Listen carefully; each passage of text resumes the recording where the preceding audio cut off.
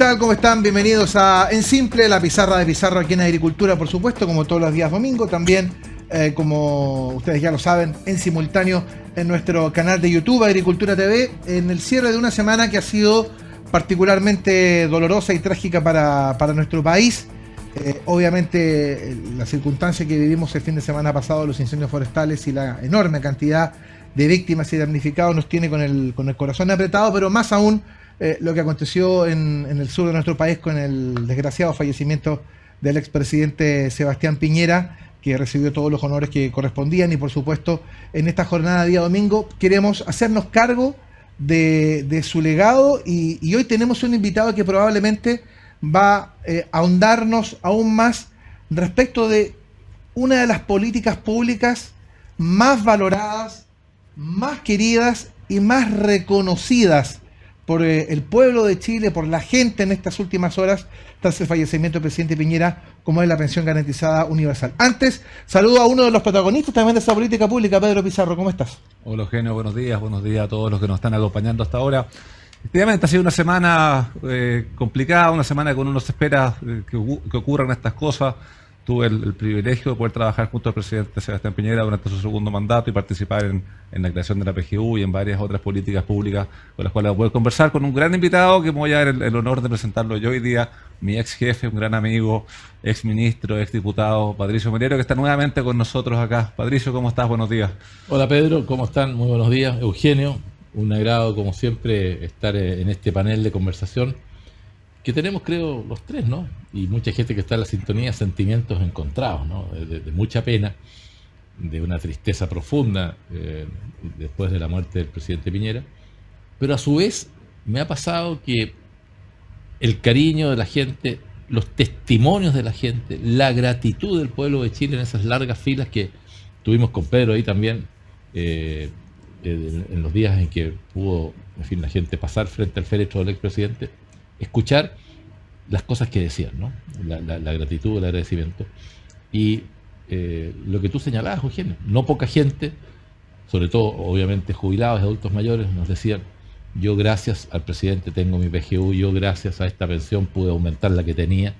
Y uno ve, claro, que esos más de 2 millones de chilenos que hoy día la reciben, tienen un espacio, creo yo, en su corazón, esos jubilados, de ver una política pública que fue, como lo dijimos con Pedro en su momento, un hito en la seguridad social que permitió aumentar las pensiones en un 52% en promedio, y que hoy día, cuando hay un intento de una nueva reforma de las pensiones, es sin duda una base, un punto de partida muy distinto a como le tocó al presidente Piñera en su momento, en el año 2018, intentar llevar adelante un mejoramiento de las pensiones y una reforma del sistema previsional, pero que tuvo un rechazo desde el inicio hasta el fin de la oposición de entonces, encabezada por el actual presidente Boric, entonces diputado Boric, por Camila Vallejo y por todo el conglomerado de lo que era el Frente Amplio, el Partido Comunista y los partidos socialistas y PPD, que no le dieron nunca la posibilidad al presidente Piñera de poder avanzar en una reforma que ampliara la cotización y que se hiciera cargo de una manera más integral. Ya vamos a ver cómo se llega después a la PGU, ¿no? Sí, eso, a ver, yo voy a tomar hoy día yo los quiero poner a los dos de protagonistas, sobre todo en esta primera parte, porque yo creo que lo que dice Patricio es muy real. La gente, bueno, la gente le ha reconocido al presidente Piñera la reconstrucción, lo de los mineros, por supuesto lo del matrimonio igualitario, le ha reconocido la pandemia, la pandemia, las vacunas, en fin, una serie de cosas que forman parte de un presidente que gestionó.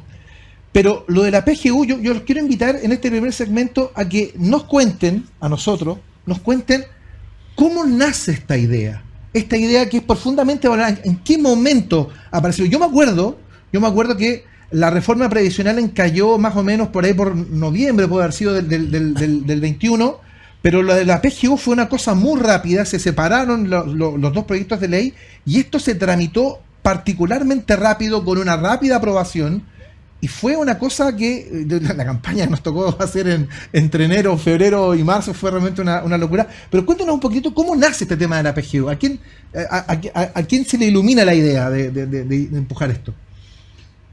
Yo creo que es un proceso que se va larvando producto de los rechazos a la reforma más integral y amplia que se estaba planteando. Efectivamente, en una rápida síntesis, ¿cierto? El presidente Piñera presenta la reforma previsional que aumentaba la cotización al 6% y una serie de otras cosas, cambios a la industria de la AFP, todo el tema de las lagunas previsionales, en fin, beneficios especiales para lo que eran los seguros que cubrían a las personas que eran cuidadoras de enfermos, en fin.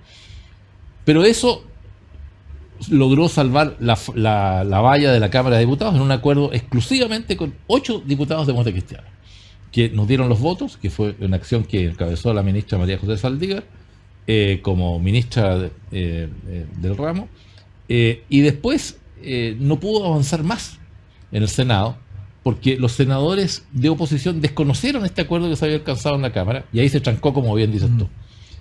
Después vino el aumento en un 50% de la pensión básica solidaria. Que eso fue a principios de... Eso después fue de a la... final del 2019, habíamos llegado hace poco rato a la solidaridad y nos tocó ya estar en esa parte. Porque ahí es importante, recordemos, el presidente Piñera comienza su mandato con una pensión básica solidaria que estaba en 104, 110 mil pesos más o 104. menos, que llegaba al 60% de la población. Entonces, en el 2019 aumentan un 50% y la pensión básica sube a 160 y tantos mil pesos para ese mismo 60% de la población. Y estábamos en ese pie cuando llega después lo que fue la discusión de la pensión garantizada universal. Claro, entonces, todos estos rechazos, el presidente nos encomienda avanzar más en este perfil de solidaridad de la pensión básica, y presentamos un proyecto de ley que la ampliaba a mayor cantidad de personas, y ya ahí, en buen chileno, la oposición se engolosinó con este proyecto, con este segundo intento, y introdujeron una serie de indicaciones que desnaturalizaban la esencia de esto, todas inconstitucionales. Es impresionante verlos hoy día cómo actúan respecto a la forma como actuaron en ese tiempo, que pasaron por sobre la ley, la Constitución. Estaban desbocados en hacerle oposición al presidente y no permitirle ni ayudarlo en nada. Esa es la verdad, con toda sinceridad. Entonces tuvimos un segundo intento que no nos permitía avanzar, y ahí surge. Ahí surge la idea de hacer una pensión. Todavía no tenía nombre, era una pensión universal, como decía bien Pedro, que aumentaba la cobertura primero, de un 60% a un 90%. Eso sugiere, para que quienes están en la sintonía sepan, en ese tiempo la pensión básica solidaria la recibían más o menos, si mal no recuerdo, del orden de 1.400.000 personas. Y la sola ampliación entonces que planteó el presidente Piñera, llevémoslas del 60 al 90% de la población de menos recursos, significaba incorporar poquito más de 600.000 adultos mayores, que eran básicamente gente de clase media y mujeres que nunca habían recibido ayuda del Estado.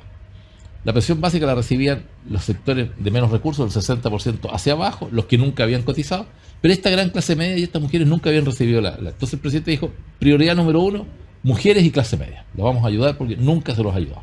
Entonces fue la ampliación de la cobertura. Y después vino la discusión del monto.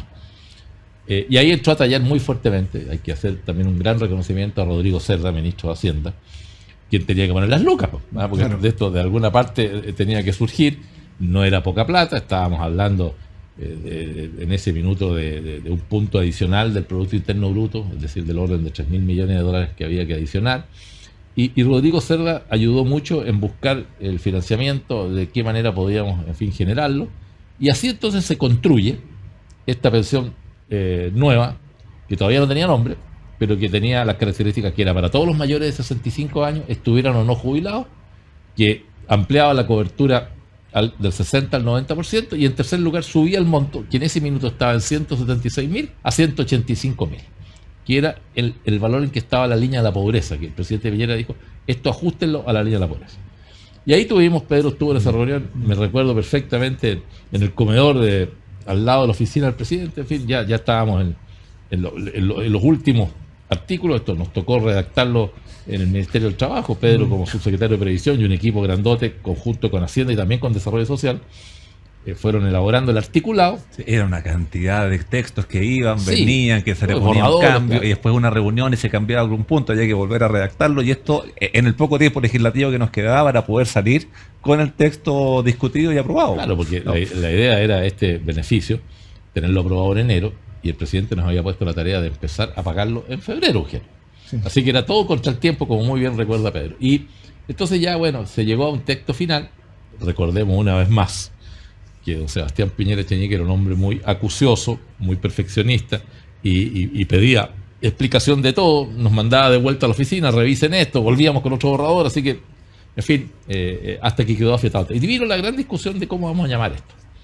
Y ahí en el comedor del presidente, entonces, no, vamos a llamarle, bueno, pensión básica universal, pensión básica solidaria, y surge, me acuerdo que yo le digo al presidente, pensión garantizada universal, porque eso es lo que es, ¿eh?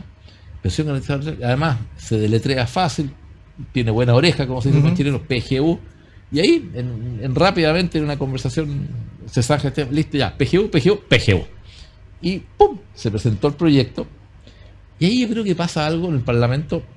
Recordemos que esta pensión garantizada universal fue aprobada unánimemente. La oposición no pudo negarse. Y yo creo que el presidente Boric, que ya estaba electo, estamos hablando enero de claro. 2022, vio que esto era imposible de rechazarse, porque ¿cómo le iba a negar al pueblo de Chile una pensión que generaba todos estos beneficios de la magnitud, de la cuantía y la cobertura que tenía? Pero yo creo que a su vez también hicieron cálculos.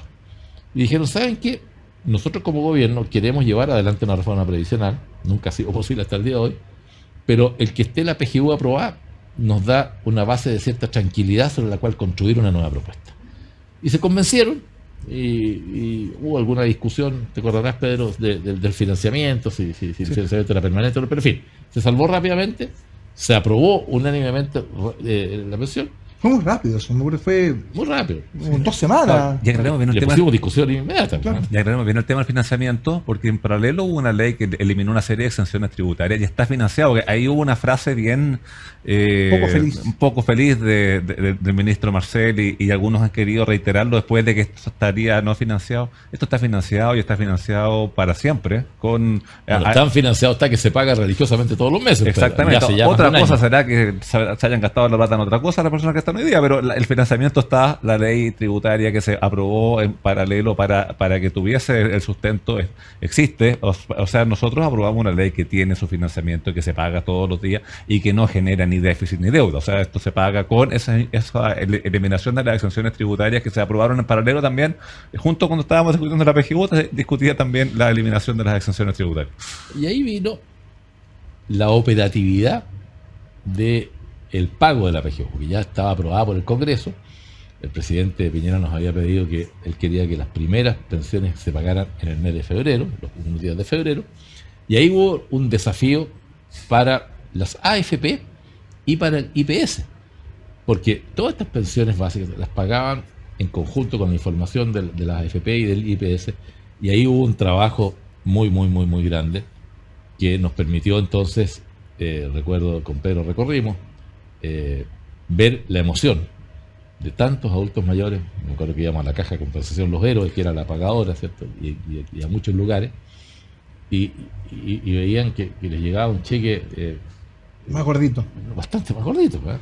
Porque acuérdate que acá habían dos situaciones. Los que recibían la pensión básica solidaria sola, se le aumentó poco, se le aumentó como 9.000 pesos, de 176 a 185. Y después se les aumentó más porque se reajustó en junio de ese año y al año siguiente. Y hoy día está en 214.000. Pero los que más se sorprendieron eran estos 600 y tantos mil, que no habían recibido nunca.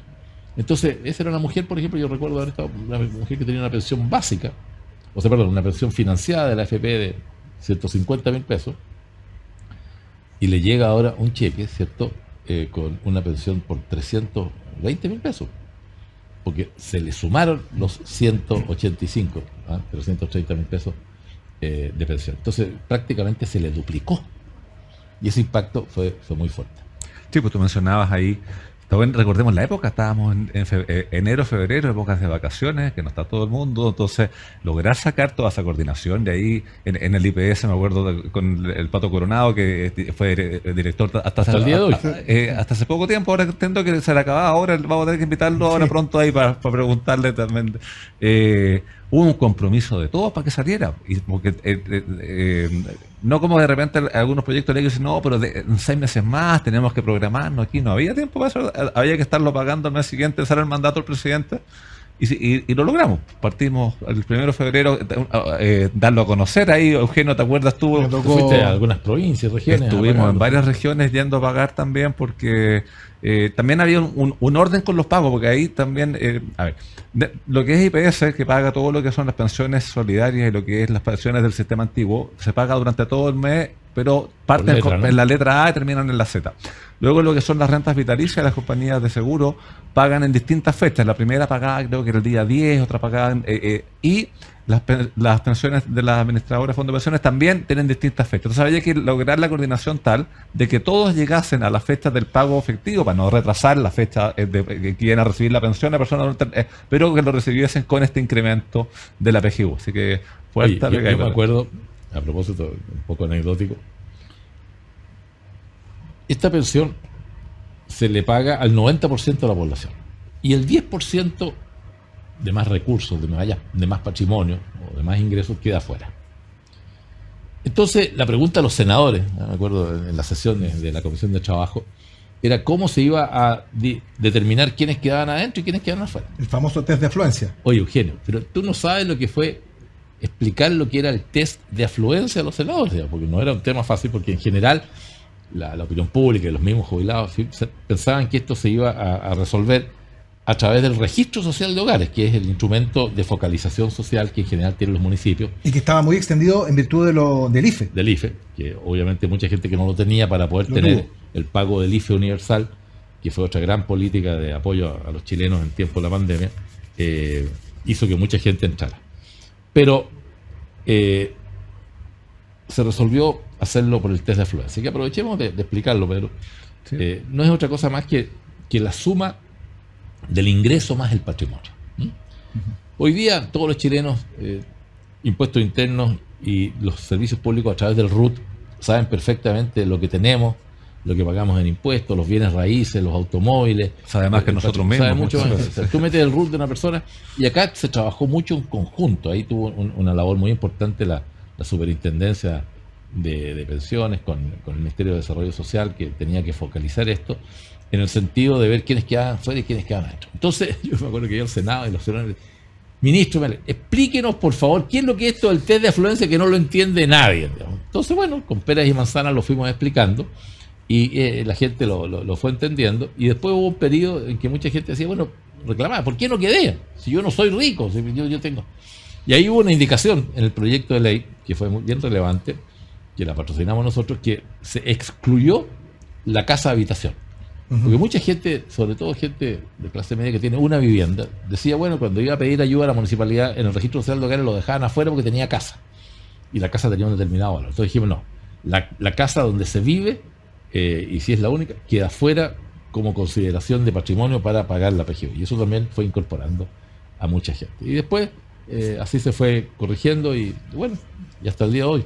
Hasta el día de hoy. Bueno, estamos conversando en esta mañana de día domingo con el exministro del Trabajo, Patricio Melero, con el ex secretario de Previsión Social, Pedro Pizarro, ambos protagonistas del proceso de creación de la pensión garantizada universal, probablemente una de las políticas más sentidas y queridas de la gente del gobierno del presidente Sebastián Piñera, quien lamentablemente falleció en el transcurso de esta semana. Les quiero contar que AFP Plan Vital fue destacada con la certificación Top Employer como una de las empresas con mejores prácticas laborales de Chile. Para AFP Plan Vital, este reconocimiento es un impulso para seguir construyendo confianza y un buen lugar para trabajar. Y suma a tu equipo a los más de 2,7 millones de trabajadores que ya son parte de la mutualidad líder del país, Asociación Chilena de Seguridad. Nadie cuida mejor a los trabajadores de Chile y sus familias.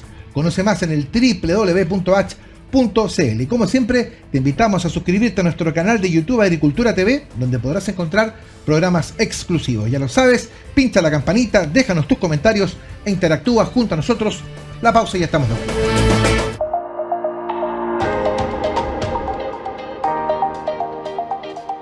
Hola, en Plan Vital queremos explicarte fácilmente cómo funciona el sistema previsional.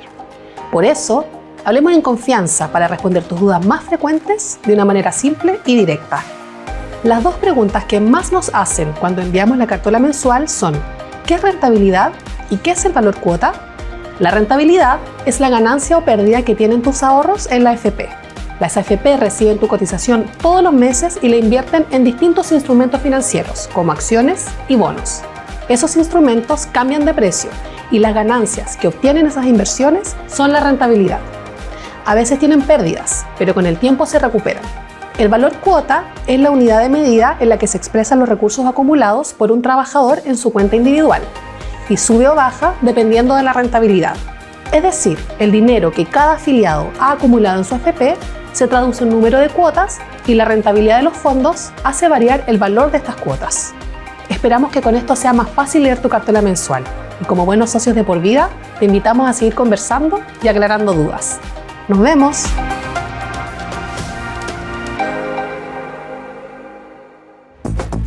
Estamos de vuelta en Simple, la pizarra de Pizarro en Agricultura, como todos los días domingo, ustedes ya lo saben, aquí en Agricultura 92.1, en nuestro canal de YouTube Agricultura TV salimos en simultáneo. Hoy día domingo, por supuesto, realizando un programa especial, recordando, yo diría, la política pública más sentida y más querida por la gente, la que más se escuchó en estos últimos días durante las exequias del presidente Sebastián Piñera era esa, la pensión garantizada universal, que hemos estado conversando esta mañana con sus protagonistas, con el exministro Patricio Melero, con Pedro Pizarro, por supuesto, y hay un par de cosas que están arriba de la mesa, porque la PGU hoy día es protagonista, el gobierno quiere aumentar los 250.000, lo tiene incluido, inserto dentro de su reforma, pero la reforma pasó el cascarón nomás, ¿no? O sea, pasó un cascarón vacío. O sea, efectivamente se aprobó la idea de legislar, pero se rechazaron, yo diría que salvo 2, 3 artículos, el resto pasa todo rechazado.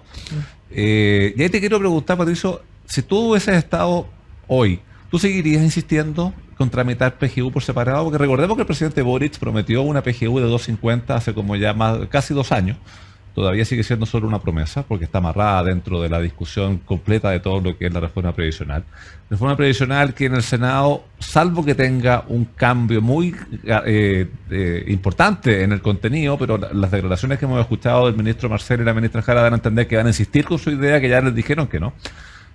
¿Tú seguirías amarrando la PGU y las mejoras en PGU a todo el resto de la discusión, o no harías esperar tanto tiempo a los pensionados como ha pasado hasta ahora? Bueno, yo estoy expectante, Pedro, a esa pregunta tuya. El día 6 de marzo va a volver a sesionar el Congreso y en particular la Comisión de Trabajo del Senado. Y ahí debiera de ir el gobierno, me imagino yo los ministros Marcel y la ministra Janet Jara del Trabajo, a decirle a los senadores qué es lo que va a hacer. Si después, como bien has dicho tú, del rechazo a normas muy importantes que pretendía el gobierno del presidente Boric llevar adelante en la reforma, que nosotros las considerábamos muy negativas, ¿no? Como esto de destinar 3 puntos de la cotización a un seguro social en vez de destinarlo íntegramente a la cuenta individual, porque nosotros creemos que es de propiedad de los trabajadores esos recursos, y por consiguiente la solidaridad, creemos, tiene que hacerse con el bolsillo del Estado y no con el bolsillo del actual o futuro jubilado. Pero eso lo rechazó la Cámara de Diputados, rechazó el aumento del 6%, rechazó la distribución, rechazó en parte la división de la industria, y la pensión garantizada universal, en los términos que estaba planteada, tiene ahora que resolverse, aprobada la idea de aumentarla, el tema del financiamiento. Entonces van a correr en paralelo 2 iniciativas que están en el Senado. Una, la reforma previsional, y 2, todo lo que es el acuerdo que se ha estado planteando por el crecimiento del país, lo que antiguamente fue la reforma tributaria, que ahora es un pacto fiscal por el crecimiento y el desarrollo de Chile, para ver de qué manera se aseguran los recursos para generar este aumento que ha prometido el presidente Boric. Yo creo, Pedro, que hay que darle una oportunidad al gobierno para ver cómo se baja, por así decirlo, o cómo enfrenta el segundo trámite legislativo, habiendo llegado su propuesta original muy cambiada, muy podada, porque además el gobierno se encargó de enredarla, porque en el afán de conseguir los votos, le fue entregando a los distintos sectores políticos concesiones de cosas que les pedían. Entonces el Partido por la Democracia, ¿cierto?, le pidió que estableciera un corte a las tablas de mortalidad y un seguro de longevidad.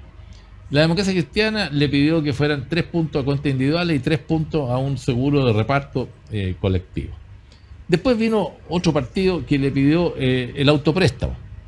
Y entonces fueron desnaturalizando la esencia del proyecto. Armando un Frankenstein. Claro, ¿no? alguien lo definió, creo que fue Carlos Fernández, especialista de la Universidad de San Sebastián, que dijo esto es un verdadero Frankenstein, porque fueron pegoteando y cada sector político pedía algo y para tener los votos ya concedido, y la esencia de la reforma se perdió.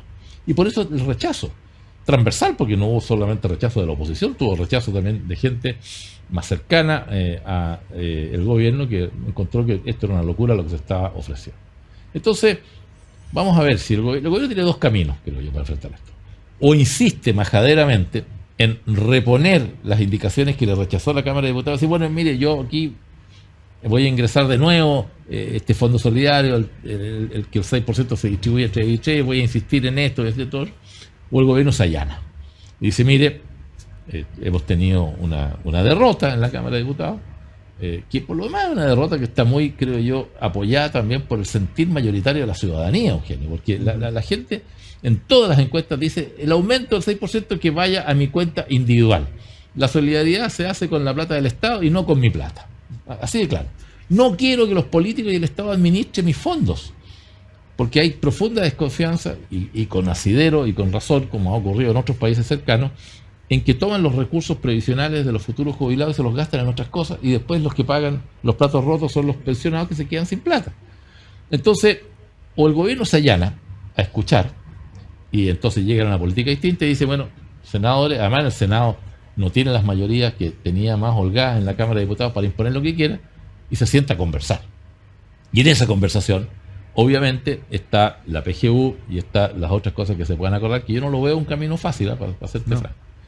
Y si es que no, a la pregunta final de Pedro, si es que no se logra eso, yo creo que lo que tiene que hacer el gobierno es separar y sacar la pensión garantizada universal del proyecto y aprobarla, porque en eso sí que hay un consenso muy grande. Hay cosas que hay consenso. Por ejemplo, que la PGU tiene que aumentar a 250.000, que tiene que seguir siendo un soporte muy importante, que se suma a la pensión que se financia con la AFP, que es una pensión para quienes no pudieron cotizar, importante y relevante, que ya está en 214.000 pesos, no está tan lejos la brecha, y sería un impulso muy grande. A eso hay que tratar de aumentar la cotización. Y yo digo, bueno, pero si el gobierno plantea 6% y quiere distribuirlo así, ¿en qué estamos de acuerdo? Bueno, estamos de acuerdo que al menos aumente ahora un 3%. Entonces yo digo, no demoremos más las cosas que hay consenso, que hay acuerdo, y dejemos para más adelante, quizás para un futuro gobierno, otros temas que pueden ser más complejos.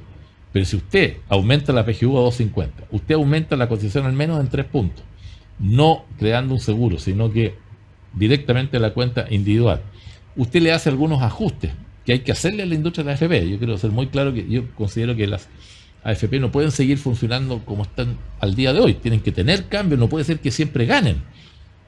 Hay que arreglar el tema que ya el proyecto original del presidente Piñera lo contemplaba, que cuando la rentabilidad cae, bueno, la comisión también cae, porque no puede ser que siempre las AFP ganan y las rentabilidades son bajas para los cotizantes.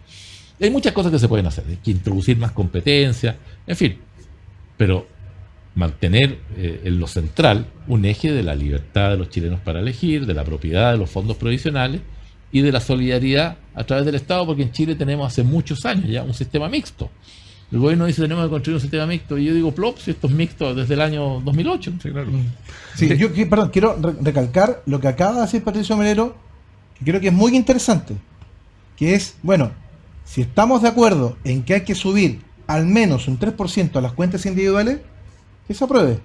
Es decir, o sea, yo creo que es una puerta muy interesante para conversar. Claro, y eso súmale que cualquier aumento de cotización va con una gradualidad. Estaban hablando de 0,5 puntos por año. Es decir, si tú acuerdas 3, tienes los siguientes 6 años ya de esa gradualidad listos. Y tienes un tiempo para ver qué haces con los otros 3 y ver cómo nos ponemos de acuerdo. Pero hoy en día sigues estando en 10. Sí, creo que es una propuesta muy interesante. Sí. Yo no la había escuchado, creo que es muy interesante. Porque si hay acuerdo en aumentar la PGU y hay un acuerdo en que al menos el 3% tiene que ir a la cotización individual, el gobierno ya tiene 2 puntos para eventualmente sentarse a conversar y aprobar la reforma rápidamente. Sí, y quiero ir a otro punto también de la discusión. Tú, Patricio, tienes una experiencia política y parlamentaria ya de muchos años, fuiste diputado 24 años, ¿no? 31. ¿Cuál es la ventana de tiempo que tiene el gobierno para... ¿Y por qué lo pregunto? Tenemos elecciones municipales y gobernadores regionales y siempre cuando hay... primaria en junio, y sin ir más lejos. siempre cuando hay elecciones las posiciones tienden como a polarizarse, es más difícil alcanzar puntos de entendimiento. Entonces, tengo la impresión de que esta ventana que tiene el Ejecutivo para efectos de alcanzar y avanzar en el Senado es de un par de meses. Y después ya en las propias elecciones lo hace más complejo. ¿Es así con las dinámicas de discusión? Bueno, yo creo que a todos los gobiernos de 4 años les pasa que los 2 primeros años son, por así decirlo, Pedro, años más tranquilos para poder legislar, porque los siguientes últimos 2 años tienen el tercer año elecciones de alcaldes y concejales, y hoy día también gobernadores, y el cuarto año hay elecciones nuevamente de parlamentos, diputados, senadores y presidente de la República. Y qué duda hay que las elecciones influyen mucho en las decisiones en el Parlamento, porque, en fin, la gente se pone quizás más populista, quiere hacer cosas o aprobar cosas que le reediten electoralmente en votos, entonces se pierde un poco el sentido común, el sentido más lógico de las cosas y se van a veces distorsionando los objetivos. Entonces, coincido mucho yo con Pedro Pizarro en el sentido de que yo creo que el presidente y el gobierno del presidente Boric tienen marzo, abril, máximo mayo para alcanzar algún acuerdo con la oposición, ¿no? Y poder avanzar en lo que importa a todos, que es mejorar las pensiones. Pero lo que pasó acá es que originalmente cuando el gobierno del presidente Boric presentó la reforma, Eugenio, hace ya más de un año atrás, presentó una reforma muy radical que cambiaba íntegramente el sistema previsional chileno. Terminaba nacionales. No, pero acuérdate, terminaba con la AFP, derogaba el decreto 3500, destinaba un 6% de aumento a la cotización íntegro a un fondo solidario, el que digámoslo con claridad, es un impuesto al trabajo. Sí, claro. Es una suerte de expropiación de la plata del cotizante que va a financiar las pensiones de otros. Es un ahorro para el Estado, porque lo que hace el Estado le dice, mire, yo le voy a sacar 6% de cotización, después se lo voy a devolver cuando se jubile, si es que, pero ayúdeme a financiar ahora con su plata las jubilaciones de otros. Y resulta que eso lo tiene que hacer el Estado con sus recursos y no echar mano al bolsillo de los actuales o futuros jubilados. Entonces, plantearon una iniciativa de reforma tan maximalista, tan pretenciosa, querían cambiarlo todo, en el eje refundacional que ha tenido en todas las políticas públicas el gobierno del presidente Boric, y ha ido pegándose costalazo tras costalazo. Ya ha tenido que irla cambiando, introduciendo cosas, cambios, en fin, qué sé yo, y ahora ya está en el Senado. Entonces, yo creo que también hay una lección de los gobiernos, de que tienen que estar disponibles a tener un poco más de sentido común y de sentido de la realidad, ¿no? De qué es posible aprobar y qué no, ¿no? Y no ser voluntarista en pretender que te aprueben todo. Y nosotros también como oposición tenemos que estar disponibles a ceder alguna cosa que sea importante, pero no vamos a ceder por tener una reforma en materias tan importantes como el derecho a propiedad sobre los recursos de las cotizaciones que deben ser de los cotizantes y no del Estado. Y también la libertad de elección, que la gente la valora por tanto. Supuesto. Estamos con Patricio Melero, con Pedro Pizarro, conversando precisamente de la pensión garantizada universal, una de las siglas de las que más se habló en los últimos días tras la muerte del presidente Sebastián Piñera. Les quiero contar que AFP Plan Vital fue destacada con la certificación Top Employer como una de las empresas con mejores prácticas laborales de Chile. Para AFP Plan Vital, este reconocimiento es un impulso para seguir construyendo confianza y un buen lugar para trabajar. Y suma a tu equipo a los más de 2,7 millones de trabajadores que ya son parte de la mutualidad líder del país. Asociación Chilena de Seguridad, nadie cuida mejor a los trabajadores de Chile y sus familias. Conoce más en el www.h.cl. Y como siempre, te invitamos a suscribirte a nuestro canal de YouTube Agricultura TV, donde podrás encontrar programas exclusivos. Ya lo sabes, pincha la campanita, déjanos tus comentarios e interactúa junto a nosotros. La pausa y ya seguimos.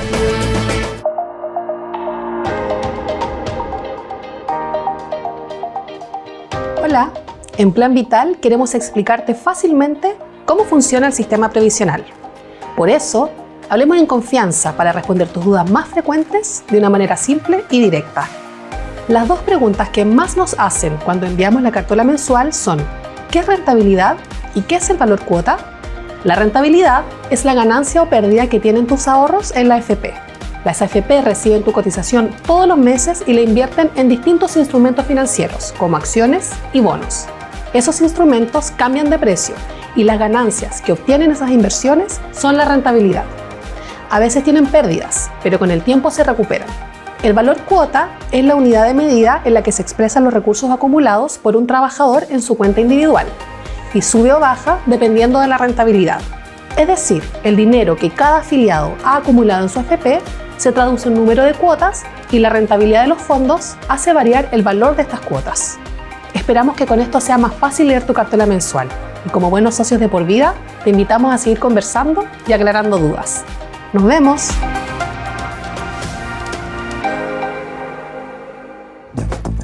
Estamos de vuelta nuevamente aquí en Simple, la pizarra de Pizarro en Agricultura. Como todos los días domingos a esta hora de la mañana, estamos conversando con Patricio Melero, exministro del Trabajo del segundo gobierno del presidente Sebastián Piñera. Estamos con el dueño de la pizarra, Pedro Pizarro, por supuesto, ahondando respecto de lo que ha sido la PGU, muy comentada durante esta semana tras la muerte del presidente Piñera, pero hay un detalle importante, Pedro, que yo creo que podríamos conversar también con Patricio, que tiene que ver con otra cosa, porque con la pandemia mucha gente habló de las vacunas y la velocidad para las vacunas y cómo el presidente se obsesionó rápidamente con encontrar los proveedores, y eso es un tema muy importante. Pero otro tema que fue muy trascendental fue cómo recuperar la enorme cantidad de cesantes que generó la pandemia, con un golpe brutal a la economía, con un golpe tremendo a la estabilidad laboral, y el gobierno estuvo presente. Claro, o sea, claramente una de las consecuencias de todas las medidas que hubo que tomar durante la pandemia para salvar las vidas, que es lo primordial siempre, fue que hubo muchos puestos de trabajo que se perdieron. Y a eso sumémosle que durante ese tiempo hubo toda una política de ayudas, hablábamos del IFE universal, en que muchas familias recibían esta ayuda estando en la casa y había que hacer de que saliesen nuevamente al trabajo y había que generar los incentivos. Y ahí el desafío también fue grande para recuperar esa cantidad de pegas, Patricio. Así es. Yo recuerdo que cuando yo asumí como ministro del Trabajo el 7 de abril de 2021, el presidente me puso 2 tareas al Ministerio del Trabajo. Dijo, mire, me dijo, usted tiene que hacer todos los esfuerzos por recuperar los cerca de 2 millones de empleos que ya había destruido la pandemia, y tiene que avanzar lo más posible en una reforma y cambios en mejoría de las pensiones de los chilenos. Y en este capítulo que estamos hablando de la destrucción de los empleos, se hicieron 3 cosas que yo creo, Eugenio, que fueron muy importantes. La primera fue poner todo el aparato de la inversión pública a favor de agilizar las obras públicas que construía el Ministerio de Obras Públicas, que construía viviendas, el Ministerio de la Vivienda y también el Ministerio de Transporte. Hicimos una fuerza de tarea, me acuerdo, con el ministro Alfredo Moreno, que era ministro de Obras Públicas, con el ministro Felipe Huart en Vivienda y con la ministra Gloria Hutt, en términos de ponernos una cifra que era una inversión de 34.000 millones de dólares de inversión pública en puentes, carreteras, metros, aeropuertos, puertos, en fin, para generar 200.000 empleos. Pero esto era fácil decirlo, pero difícil ejecutarlo. Mire usted lo que le ha pasado al actual gobierno, el presidente Boric, que se quedó con 2.600 millones de dólares que no supo ejecutarlos, no supo gastarlos en el Ministerio de Obras Públicas porque no fueron eficientes para hacerlo.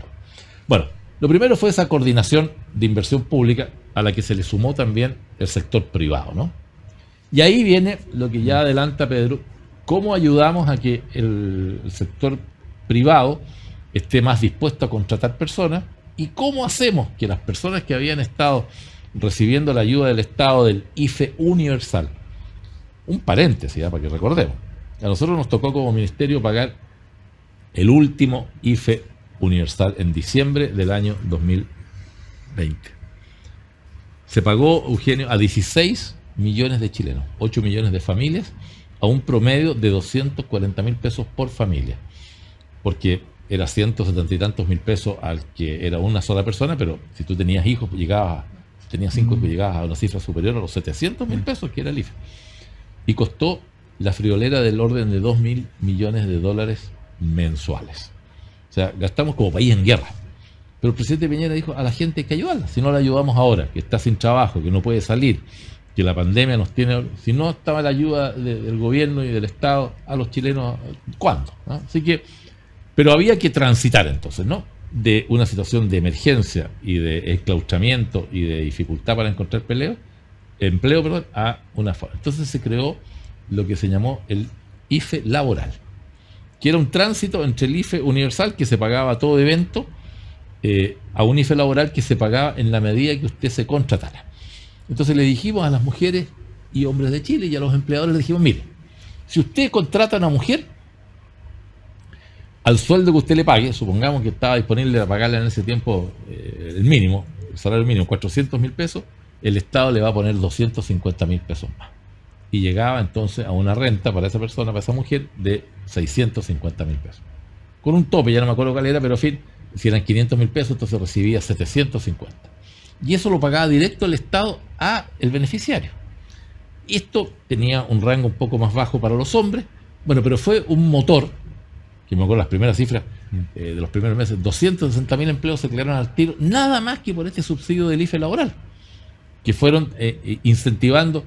Me acuerdo que estábamos, Pedro, en ese tiempo, además en pleno periodo también de inicio de las cosechas. Había mucha demanda de mano de obra en la agricultura.